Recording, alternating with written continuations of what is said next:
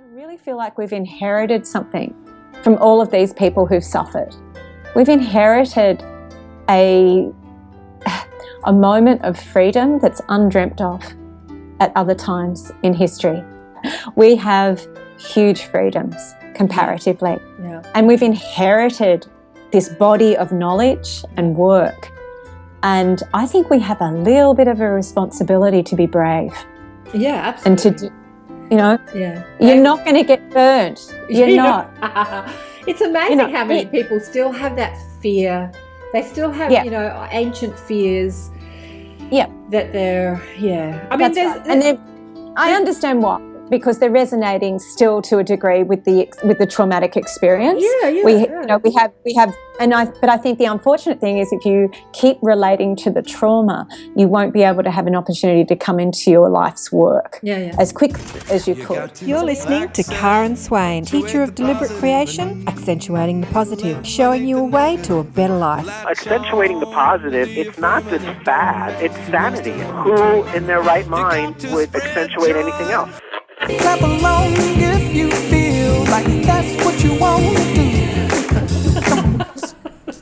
Hello, welcome to the Embrace. Hello. Now I've got the giggles. Hello. We can have a blooper reel. I've got the recording going. Hello, welcome to the Embrace Radio Show. I'm your host, KAren Swain, teacher of Deliberate Creation and a psychic medium. And I'm so delighted to have on the show today Lucy Cavendish. Welcome, Lucy, to Embrace Radio Show on Soul Traveller Radio. Thank you. Thanks very much for having me after the rocky road. We've had a great morning. The two of us are. Yeah. I've learned many things. It's always good to learn, yeah. The two of us are in Sydney, but we're doing this on Skype. We tried to do it on Blab, but we didn't get the tech right, so we're Skyping it today. But Lucy's just, we're going to talk a bit about Lucy's journey, but she's just released a new book, which your publisher sent me, which is called Witches and Wizards. And it looks fascinating, real life stories behind Oracle's greatest legends. It looks wonderful. I haven't read it yet. I've got books piled up everywhere that I'm supposed to be reading, but I've flipped through it and it just looks amazing because it's got beautiful photographs in it. Yeah, it's a scary one. That is a scary one. But anyway, there are photographs. Look, I love a book that has photographs in it because I'm a very visual person. Yeah. Yeah, same. And I love looking at a picture. I've actually become so lazy now. I like to actually get downloads and get the computer to read me the book, so I don't even have to. Oh, okay. I don't even have to read the book. The computer reads it to me. Soon we'll just get little things that we can just, tap into our brain and we'll download the whole book then live the experience as well if we want to. So, wow. Well, yeah, I'm still I really like books that are textural. I like that feeling of being able to hold something in my hand. I do have a Kindle, but it exploded. So maybe I'm destined just for hard copy. I'm not sure. Look, you're not alone. I'm a bit of a techno buff, so I quite like everything that's on the computer, although my eyes don't like the computer anymore. But a lot of people say about books and magazines that they still like to hold something. They like to hold things in their hand. And here I am because Sorry, here I am. I was just going to say it's that sense of permanency, I think, that it gives you as well. Even though you can download, you can watch it. It feels very fleeting and very fragmented. When you enter into a book and you really enter into a book, you stay in that world for a while. And I think that's a really different experience. And I think it does something really settling and beautiful to our brains and to our spirits as well. Yeah, you go on a journey, don't you? You go on this beautiful journey. Yeah. Yeah, I've certainly gone to a lot of places I've never been. So exactly. Just as well. So Well, let's just get I want to get a little bit into your journey because it's a fascinating journey. So it says on your website that you were seeing beings when you were a young child. Do you want to just walk us through what was happening? Sure. I can't actually even remember how old I was. Initially, I do have a very strong memory of being I was still in nappies. And I have this very strong memory of sleeping on my bed or in my cot and my astral body kind of separating from my physical body, and seeing myself with a silver cord floating above. And the funny thing was, my little astral body also had nappies on, because I remember that really clearly, that I was like, and in retrospect, thinking about it, it always cracks me up. It's like my little astral body made sure that it had things, you know, for me to recognize it with. I know, so I didn't do astral poos all over the world. I don't really know what was going on. But this little astral being, who was me, sort of went off and went on this little bit of a journey. And I remember I kind of went out the window and I went down the side of the house. And then I think I got a little freaked out and was like, what am I doing? I'm leaving my body. I'm leaving my home. I'm leaving my mom. I'm leaving my potty. And, you know, immediately kind of rushed back into my own body with this. And it was with a bit of a clump, you know, it was a really strong sort of re-entry into my own physical body. And I guess that's the first real memory I have of that sort of experience. And then I began to experience a lot of stuff around the, you know, the classic time between around midnight and 3 a.m. where you have beings who are either sort of, they weren't always visible. Sometimes they were more, you could feel them. Sometimes they were lovely and sometimes they weren't so lovely. Sometimes I could see them. Sometimes they appeared as, say, I had really strong, these hands that used to appear all the time in front of me, and they used to do things. They used to make signals, and they used to sort of, I don't know whether they were talking to me or what they were doing, but as a little kid I was like, I don't know what you're doing. But I remember they took all the clothes out of my closet one day and just took my clothes out and sort of waved them in front of me and then put them back in. And it was, I don't know whether they were like maybe a great-grandmother's hands or something saying, would you tidy your room? I don't know what, I don't know what was going on. But there, you know, there was just a lot of that kind of activity, and some of it was unpleasant and some of it was upsetting, and some of it was, you know, I would sort of come to as a young kid, you know, I'd sort of almost go unconscious and then come to, and I'd be in a different part of the room or a different part of the house. Wow.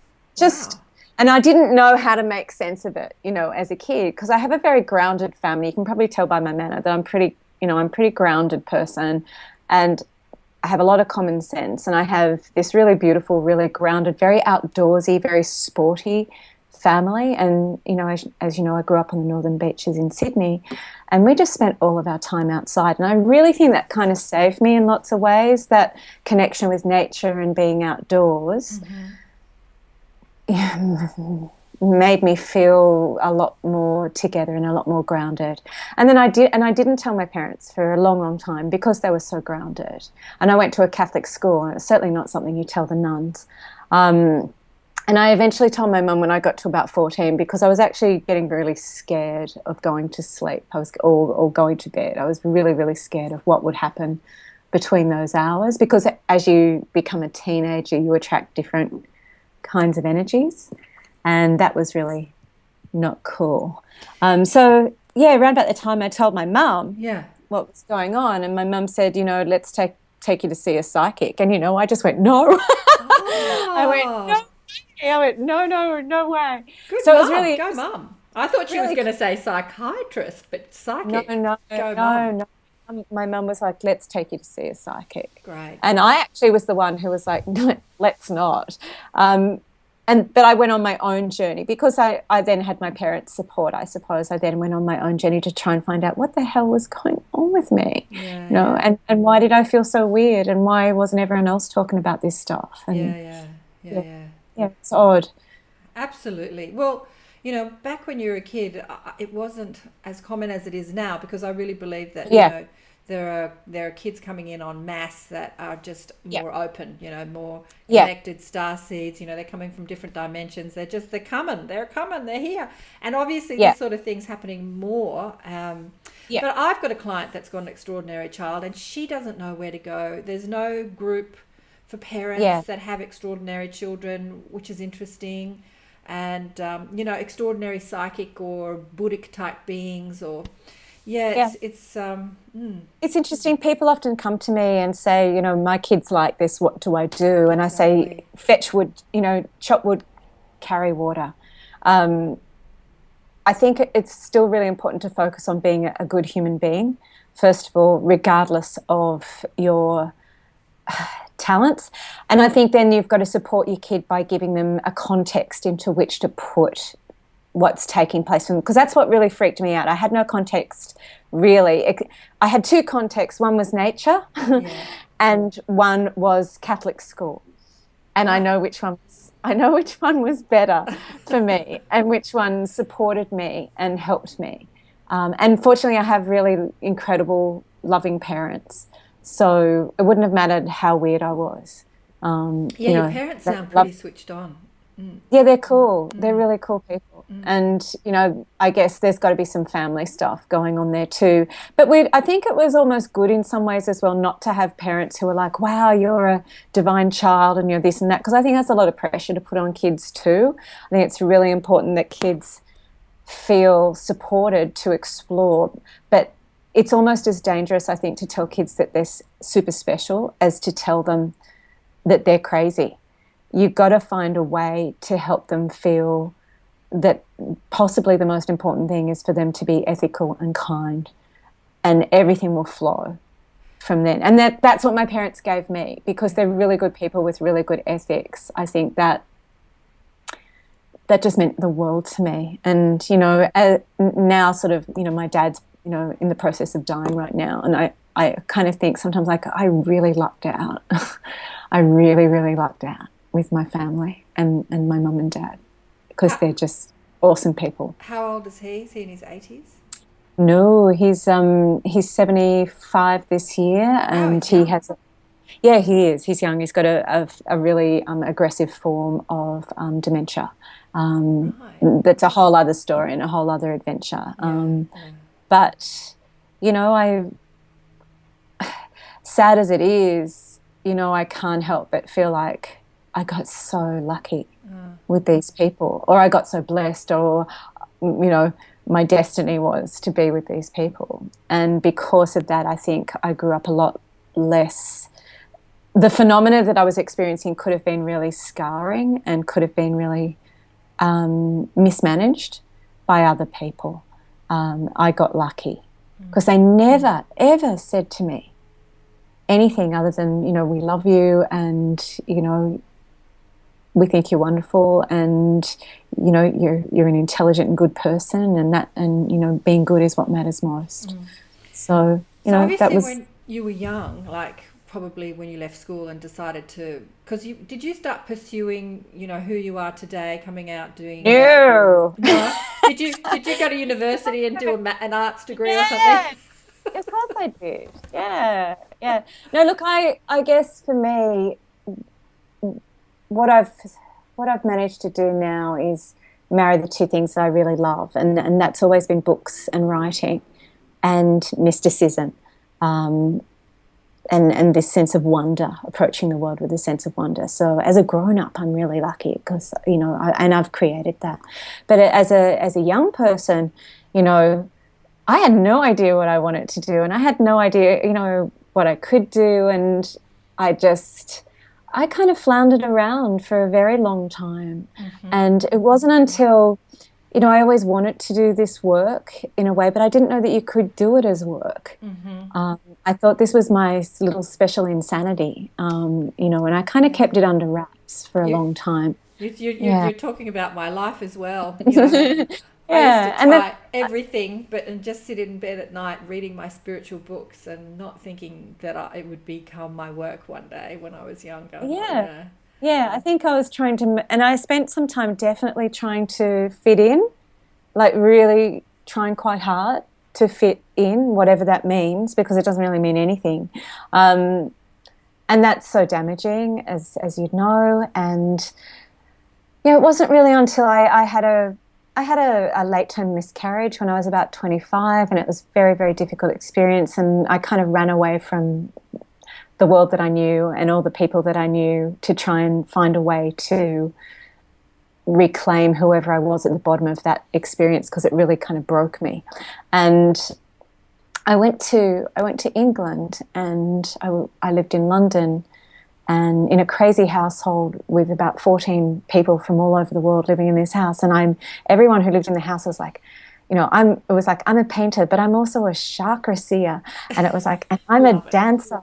Yeah, I'm a dancer, and I can paint auras. And, everyone in the house was creative, and everyone in the house was really switched on. Wow. Really, really switched on. So Harry the dancer taught me how to see auras, and one of our friends who dropped around one day had a tarot deck, and I was just like, what are these? I know about these, but I've not had them, around me ever before. And that was it for me. That was just it. How old were you then? About 24. 24. 20. Yeah. Yeah. Yeah, so 24, 25 was really good. I was in London when I was about, 19 and 22, I think, doing the same thing. But my household were not spiritual people. They were just girlfriends from school studying, the Gordon Blue and whatever they were doing. I was working in a bar with all the punks in London. Yeah. Well, that's kind of, I think that's what a lot of us do. We try and find, because I could have gone that route where I was like, and I probably could have impersonated a normal person for quite some time. I'd have to do something about my hair. But I tried. I did try. I'm just not very good at that kind of stuff, and it never lasted. I can do it for a little while, and then it just doesn't last, because what you're supposed to do. Yeah. I only ever wanted to because I guess I was trying to avoid pain, because I actually was scared that this path would lead me to more ostracism and more isolation. And in some ways it is a little challenging, but in many ways you actually find your people, and you end up making friends, and you end up finding things that you can do. And now I live a life that I never ever thought I'd be able to do this. And so it is really possible. If anyone out there is thinking, what do I do? You can really make up your own kind of existence and make it really fruitful and meaningful for you. Look, I hang out with a lot of younger people, 20s, 30s, and there is a huge community, and there are households full of, chakra seers and aura painters, and just down the road in Bondi, like they're everywhere, and they put on meditation and music nights, and it's just, it's such a different world, and it's so exciting. But then I'll go to like an Abraham Hicks, it was a few years ago, Abraham Hicks, and I was in the queue, and I was just talking to people in the queue, because I talk to everyone, and like there's a nurse who says, nobody understands me where I work in a hospital. And then there's a psychiatrist student, and, and I'm talking to all these people who feel so isolated in their beliefs. Yeah. I mean, the books are out there, your books are out there, my videos are out there, my books are out there. Look, it's all out there, but then they work in mainstream and they do feel isolated. So, but I love Yeah, sometimes I think maybe we're doing a little bit of undercover secret agent work within those places. Sometimes I think it's really hard for us, but we kind of go in there for a while to be an agent of change in some way. And it's not always easy, but I bet that some of those people have spoken to someone or told them about something, or exposed them to a new way of thinking or feeling.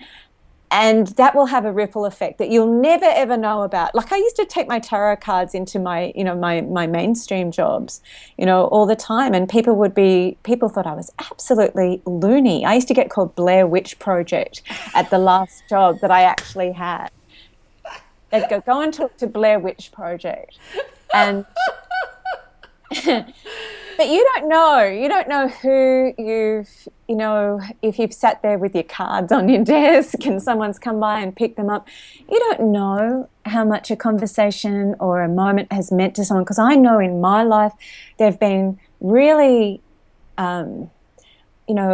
whimsical moments of perhaps very subtle things for other people. Like, I had a conversation with a very old lady once in a library, and she changed my life, and it was a very small conversation at the sliding doors of Mona Vale Library, and she changed my life.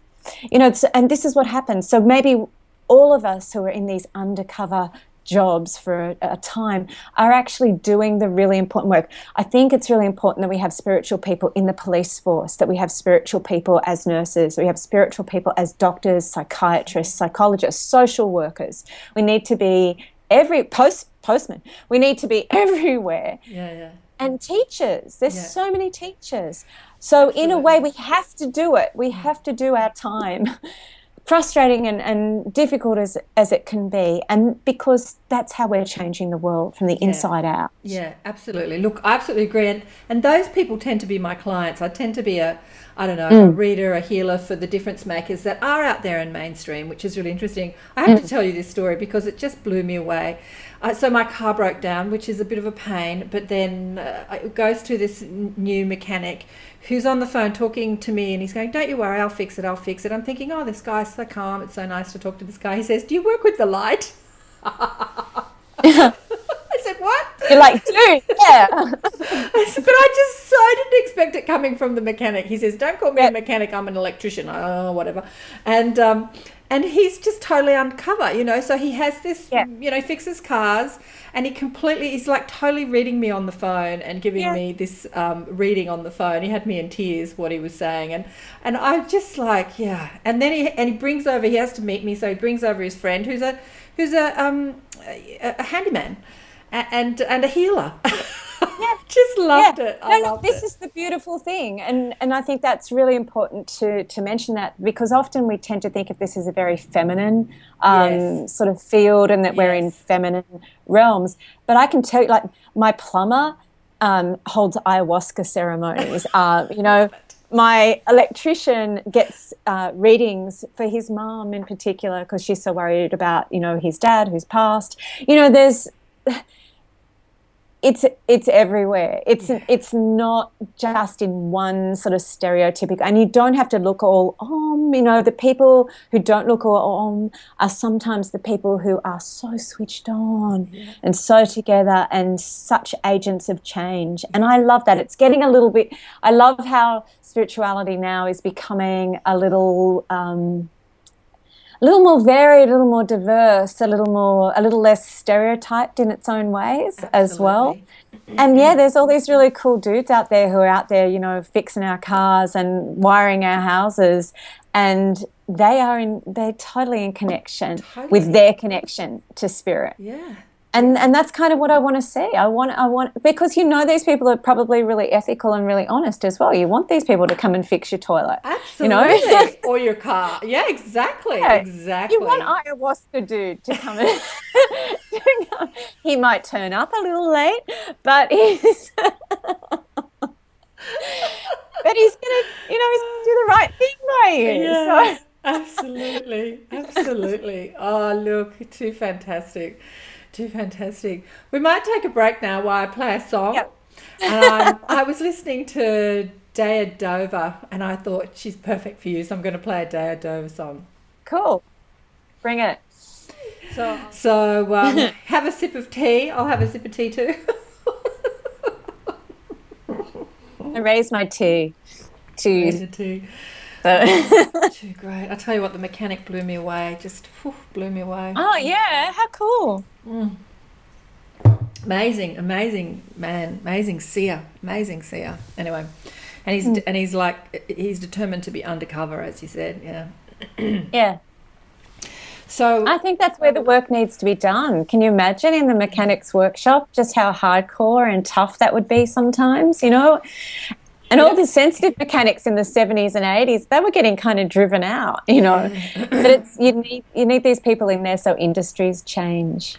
Well, I said to him, I don't remember that specific mechanic being reputable. I'd been there like 15 years before, and before he bought it, he goes, "Oh yeah, I bought it off that guy, and I do in a month what he used to do in a year." So it's interesting. Yeah, absolutely. So it's really interesting that. He totally discounted and looked after me, and don't you worry, I'll fix it. Like he was just an angel, like seriously. And his Facebook page has got this massive blue angel as his profile picture. It's hysterical. Yeah. Well, that's what I really like. I really like it when you just, you're just talking to someone, and it can be in the most, unspiritual environment, and it's not unspirited. You know, that's where you get connected. You don't always have to be on the mountain, in the temple, in meditative poses or states. It can happen everywhere, you know, and that's kind of what I want. You know, I kind of want that. I want it to stop being such a realm of specialness and be more like, this is just how life is. Mm-hmm. This is just how life is. And people are better. Let me come back. Let me Sorry, I'm just using away. Welcome back. You're with Karen on the Embrace Radio Show, and today's guest is the fabulous Lucy Cavendish, who's just released a new book called Witches and Wizards, a real-life stories behind the occult's greatest legends. We haven't talked about the book too much yet because we've been blabbing away about your journey, which has been fascinating, and talking about spiritual angels and people undercover, and how angel. Yeah, exactly, the mechanic angel. That would be Metatron. I'll tell him. She calls herself Metatron. So I see Metatron. Sorry. But obviously your experience as a child being turned on, tuned in, tapped in was different to what people are going through now. It's a different world. But you're still very much into the world of the occult and mystery. So how does that land in the real world, you know, when you're talking about wizards and witches and occult? And because the occult was sort of seen as dark, you know, the mainstream put it out. They still put it out. All those silly television shows still put out the whole occult thing as they still do. There's a show coming out reasonably soon about a very dark figure. Don't really want to go into it because it's creepy. But I noticed that they used a pentacle in the show promo, and I was just like, they trot it out every single time they want to darkness. They trot out a pentacle. So misuse of that symbol, and it does actually irks me. It irks me quite deeply. I just don't like the misuse of sacred symbols to imply things that really need to. It would be like, you know, when people misuse something sacred to you, it's upsetting, and I don't get totally worked up about it. I just see it and I think, well, without context, it then can seem that the pentacle, for example, is shorthand for some kind of dark occult practice, and that's just not the case. So I really don't like that misuse. Absolutely. And I have to say that as I've sort of witnessed you over the years, I really feel like you've been somebody that's been a way shower for that, to bring into the light the real story behind the occult, and to get rid of that whole Hollywood, you know, if it bleeds, it leads. It was something that someone told me about news, you know. They want to focus on the negative. They want to create negative, and Hollywood wants to create demons and, you know, fear and scare tactics. So I've really seen you as someone who is bringing, you know, that whole occult, witches, wizards, all that sort of stuff into the light. You know, the white witch, I suppose. Have people called you the white witch? Maybe. Yeah, they have, and I guess it's something that I've sort of started to, not so much, I don't want to correct people because that seems a little bit rude, but the idea of being a white witch assumes that you have to put a word in front of it to reassure everybody. That's right. But, you know, that's like saying I'm a nice person. There's a little bit of paranoia about that. I understand why it's taken place, but I think it's almost time to let go of that and just, if a person is a witch, they're a witch. If a person is a medium, they're a medium. Yeah. They don't have to say, I'm a good medium. Yeah. You know what I mean? Yeah. Whereas, for example, you know, in Witches and Wizards, one of the things I go into quite a lot is this idea of nearly all the witches, especially the Witch of Endor, who I really love, they're described as necromancers, which really is just being a medium.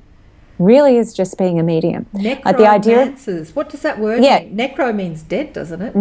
It means raising the dead or talking to the dead. Oh, necromancers. Yeah. Oh, there's a new word. Yeah. Well, it's an old word. It's an old word. And before we had the word medium, that was what was used. Okay. So medium arises out of 19th and 20th century spiritualism, right. Which is a sort of a World War I in particular phenomenon. Prior to that, if you look at all the very old texts, they're always describing witches as necromancers, necromancers, necromancers.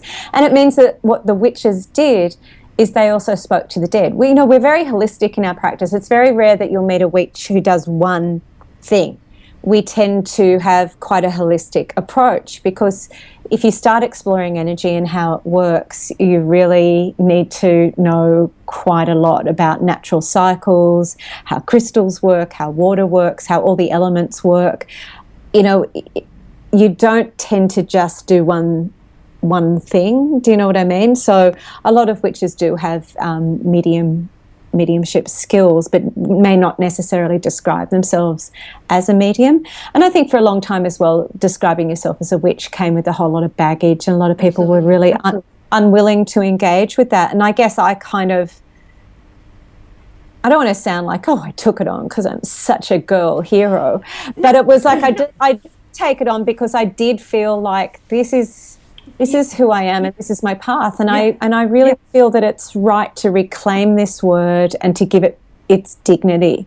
Absolutely, you're brave. I wouldn't have taken it on. I remember when I was like a naturopathic student, my chiropractor of all people saw the symbol of the triangle. Like, might be wrong, but he said, that's the symbol of the white witch or the witch. And I remember thinking, that I don't know if that's right. That's just what my chiropractor. That's incorrect. Incorrect. Well, that was his slant on it. And this is the thing. Like, everyone has their interpretation, but these symbols have a history and a real integrous energy to them, and to have them dispossessed, and it's and it happens all throughout history. People take symbols because they have power, and then they use them in the wrong way. So it's true that some people who are not working in healthy ways probably have taken some of the symbols and used them incorrectly, but that doesn't mean that the symbol belongs to those people. It doesn't, the pentacle does not belong to Hollywood Satanism. Yes. It never has. It's Pythagoras came up with it. It kind of drives me crazy. But people like shorthand. People like shorthand, and I think sometimes people get their jollies thinking that there's evil out there rather than looking at their propensity for darkness or evil. That's where the bad stuff happens. Yeah. And the real black magic and the real bad stuff is in politics and government, as far as I'm concerned. If you really want to talk about black magic, let's talk about politics. Because most of the time, the energy work being done, most people are just, we're all learning. We're all learning. And I just don't think the Hollywood idea and the Hollywood stereotype of evil is what we really should be worried about. I think it's a huge red herring to what we should actually be looking at. Well, interestingly enough, the whole reason I went on media was because I think the black magic is done in the media. I mean, the black magic is just what you believe. It's really just a belief. You do believe in the good of the universe, or do you see everything that's going wrong? It's really a shift in perspective. And the media is just pumping out this, fear-based stuff. And I just thought, I have to stop this somehow. I have to do something. So I went on radio. And it does, because of people like you and all, so many of us have been doing this work, and I think it does change. I know now that there is a huge difference in the way the media approaches me now to 10 years ago. I don't have to explain half the things. People are actually really respectful, and they're open, and they're not scared. Yeah. They're not scared, because and sometimes people still are scared. I did a television thing not so long ago, and the poor intern was terrified of me. Really? And and I didn't sort of sit it down and say, hey, trust me, I'm a really nice person, because I can't think of anything more creepy than actually doing that. But she took the opportunity later on to say, I was really frightened of you. And I said, yeah, I know you were. And I said, if you want to ask me anything, ask me anything. But, I think you just got to take people as people. I said, it's really big organisations with lots of effed up people that you've got to be more worried about. So, I think collectively human beings are quite scary as well. I think collectively, because we're quite powerful, when collectively human beings come together and they all focus on paranoia and fear and even when they think they're doing the right thing and working in the light, in actual fact, they're undermining everyone's power. And if you undermine everyone's power, we can't turn things around. We've got to start seeing how powerful we are. Yeah. Because we're awesome. We're awesome. We're so bright and strong. And, the more people sort of say, oh, but we're powerless in the face of these organizations. It's like, no, they're powerless when you withdraw your power from them. Yeah. Yes, you still might have to pay your electricity bill, but there's 100 different ways of living in this world. You don't have to be a slave. Oh, beautiful! Such a beautiful message, and you're doing good work, darling. Doing good work. Let's put on another song. What's your favourite music? What's your favourite musician? Musician. Look, I really love Wendy Rule. She is a witch and a fantastic songwriter, singer, musician, and she has a really beautiful song called Shine. She has so many beautiful songs. I'd be stoked if you could play something by Wendy. Oh, beautiful. Well, let's put on Wendy Rule then.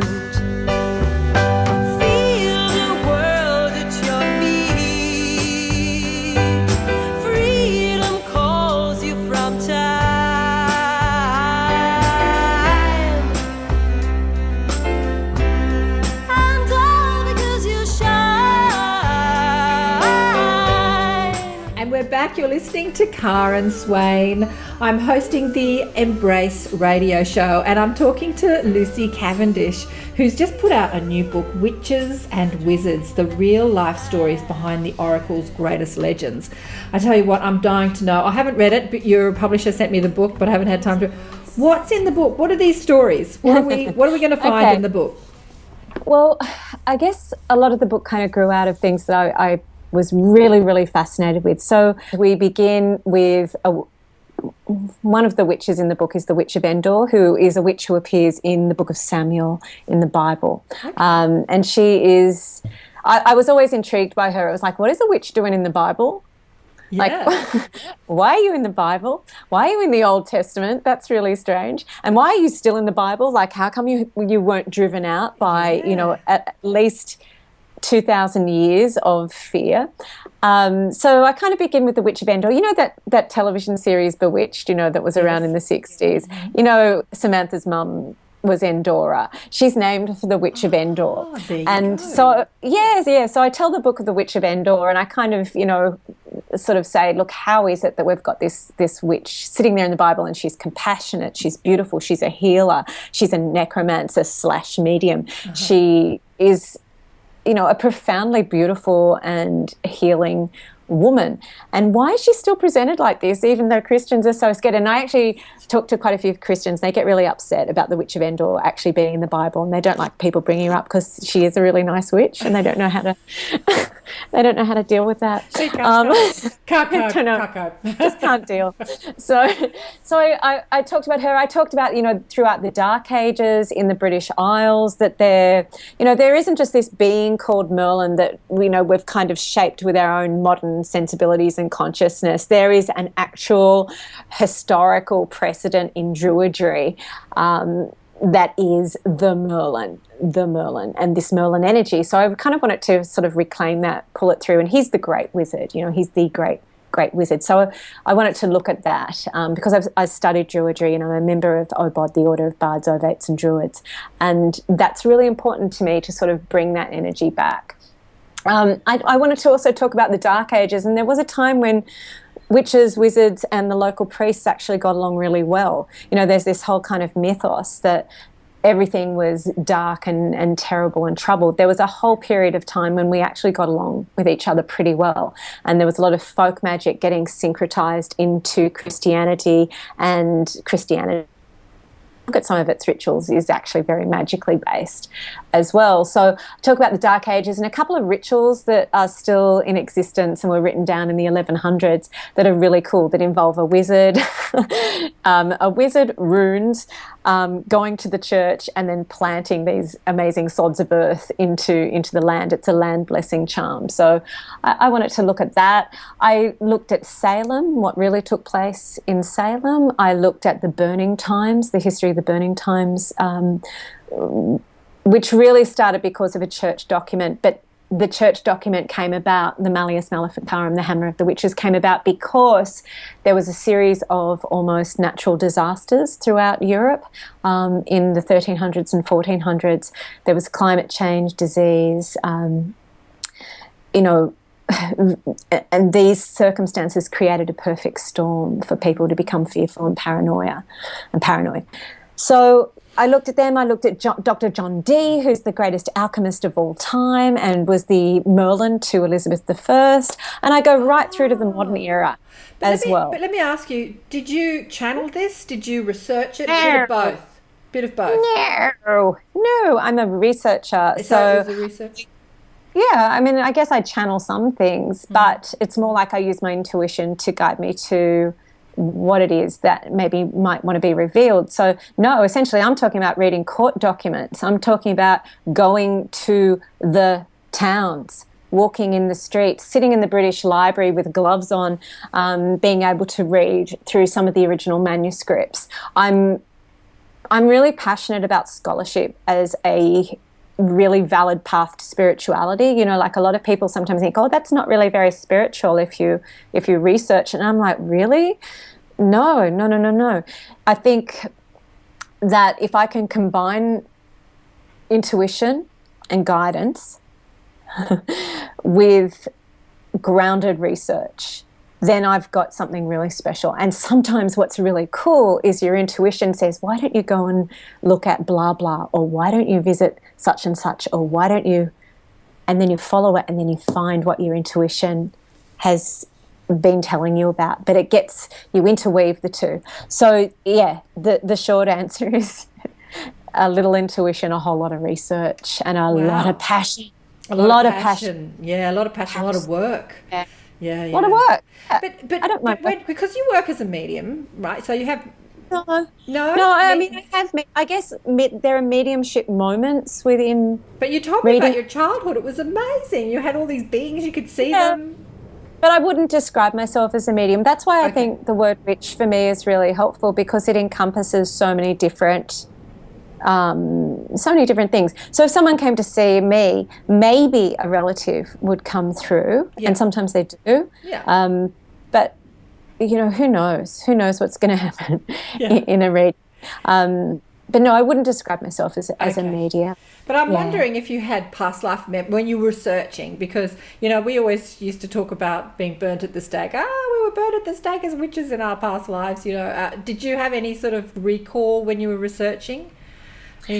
Fortunately not so much this time. I was just really so focused on telling some of these people's stories as well, because I would find really strange things in the court records. So, for example, with the Salem chapter, when researching it, I didn't know I was going to go in this direction, but I found in the court documents that a blacksmith had been commissioned to make a pair of tiny shackles, really little shackles. And my hunting instinct got alerted, and I was like, why? Why did they commission these little tiny shackles? And we know the reason why, but I was determined to find out why. So I combed through everything, and I found her. I found this 4-year-old girl who had been imprisoned as part of the Salem trials, and her name was Dorothy Good, and no one's ever really told her story, but I found I found her interrogation documents. Wow. I found the 3 days this 4-year-old girl spent with 3 adult men questioning her about the devil, insanity. And so that's really, you know what I mean? Like in one part of the chapter on the burning times, I found a whole town in Germany that had pretty much wiped out nearly 90% of its people. And I was going through the court documents, and I found one person after another, and it kind of broke my heart. But there was this one, it was like, this girl's name, it was Gobel Babylon, 17 years old, the prettiest girl in town. That was the only description prior to her being burnt. And I wanted to find out who was she, and what happened in this town to make this insanity possible. Because it really was a kind of insanity that took place in Salem and throughout many places in Europe in the burning times. I wanted to piece it together and to tell some individual stories as a way of reclaiming some dignity and respect and compassion for these people who really are all owed an immense apology. Yeah. Yeah. I do not understand why the church has not come forward, and the Catholic Church really should come forward, I believe, and make an official apology to women. To these. No, not just to women, but to all the people. Because there were women, there were men, there were animals, there were children, so many children. And I think there should be an official apology. And I cannot believe that to this day that they don't. Yeah. They don't. There are some, I go into the story of the Pendle Hill witches in England, and in fact the government in England made an apology to the Pendle Hill witches because what took place was wrong. And I think that's part, I've always been really fascinated by this, but I'm also, sounds a little crazy, but I wanted to give a voice to people who at the time did not have a hope of their voice being heard. And, it's sad. It's really sad. So, did you find any good stories amongst your digging? I mean, you said at the beginning the Endor, who's the good witch in the Bible. I mean, after Endor. Yeah, Witch of Endor. But were they documented? I mean, obviously the drama was documented, the burnings and all that sort of thing, but were the good stories documented?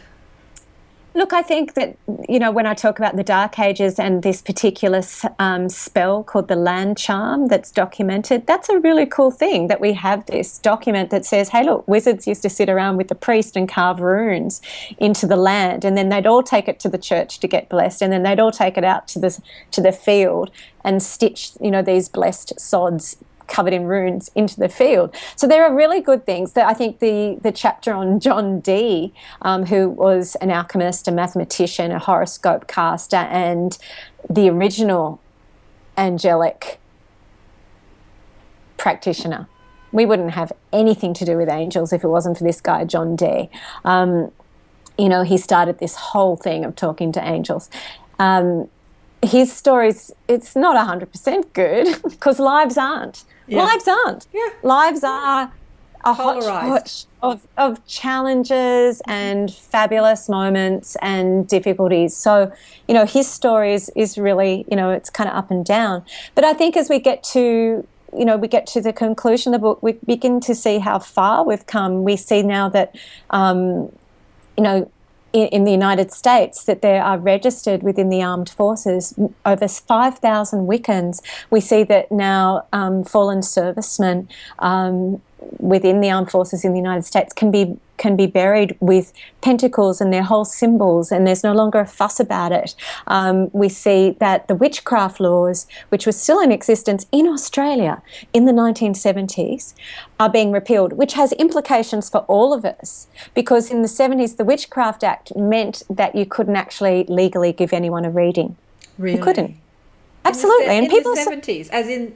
And in the 80s. Wow. And there is still remnants of it in Queensland. Really? So, yes, absolutely. Now, this has had huge implications on anyone doing, let's broadly say, spiritual work. Yeah. So it's kind of hilarious to me when people say, I don't like witches, because I'm kind of like, if we weren't out there trying to get these laws repealed, none of us would be able to do this work. So...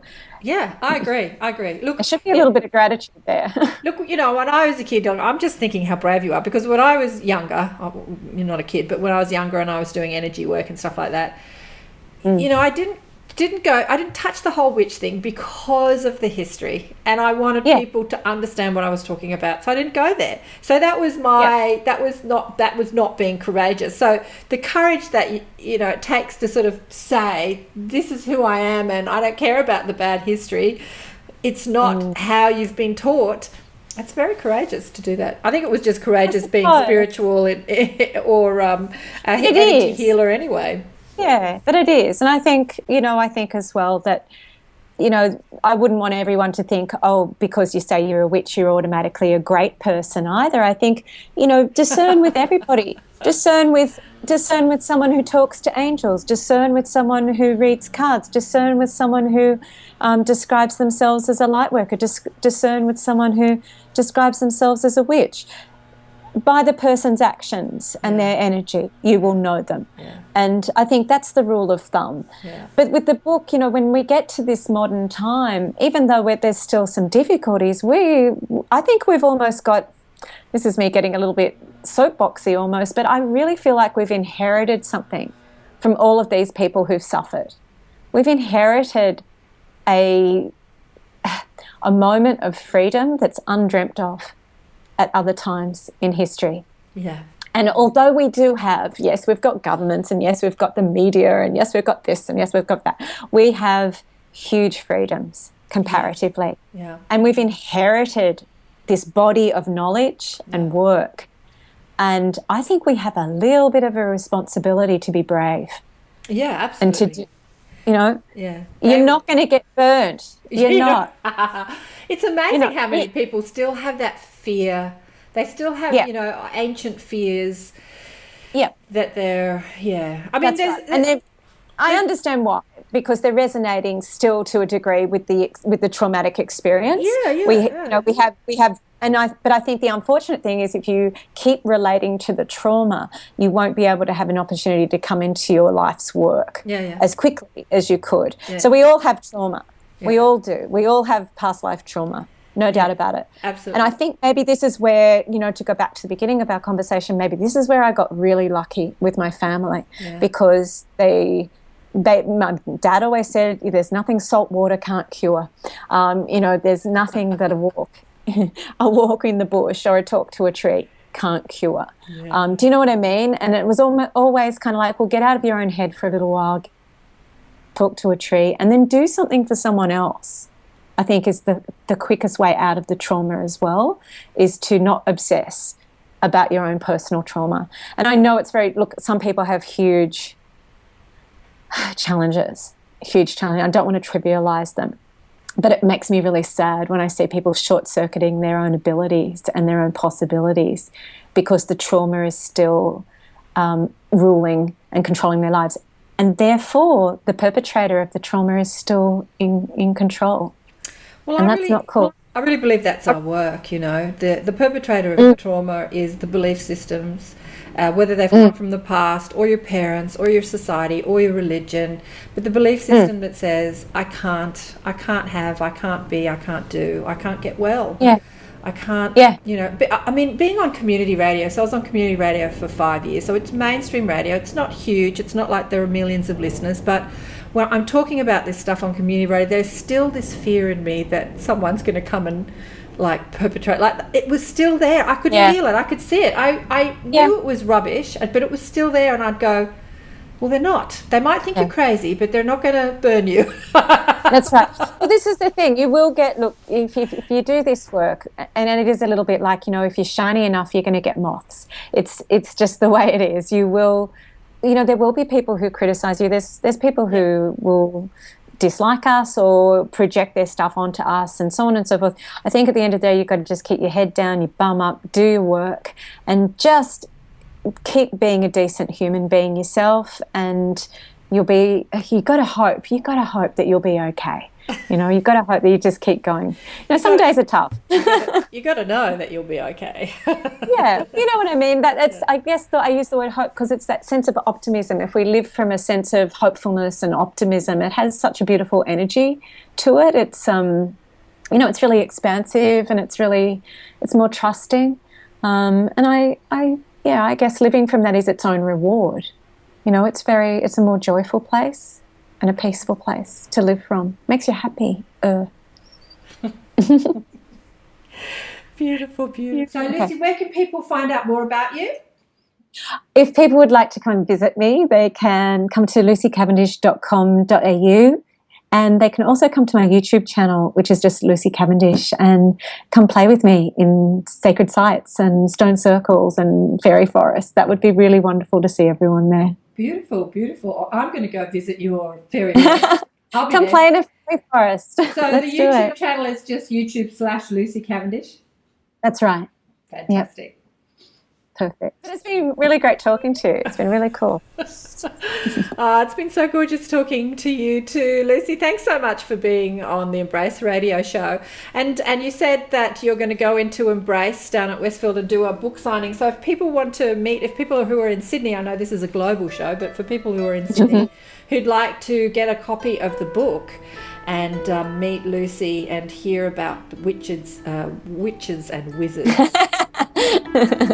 That's a witch called Richard. Is a witcher. a witch called Richard. Say that fast 5 times.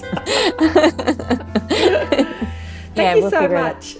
Oh, my absolute pleasure. So great to talk to you. I've loved our conversation. Thank you. It's been a great pleasure talking to you. It's been a hoot. It's been an absolute cackle. And we'll play some more of your gorgeous music. Who else would you like us to play? Oh, I really love a band called Omnia. If you can get a hold of some stuff by Omnia, that would be fantastic. Fabulous. I will, for sure. Bye for now. Yeah. Bye-bye. Thanks so much for joining us for another enlightened conversation on Accentuate the Positive. If you would like spiritual guidance from my guides, Blissful Beings, go to KarenSwain.com for a reading, or to listen to more enlightened thought leaders share their wisdom. Go to the listen page on KarenSwain.com and choose who you want to listen to. All the podcasts are also available on iTunes. Remember to check us out on Facebook, Twitter, Instagram, Pinterest, you name it, we're there. Until next time, bye for now.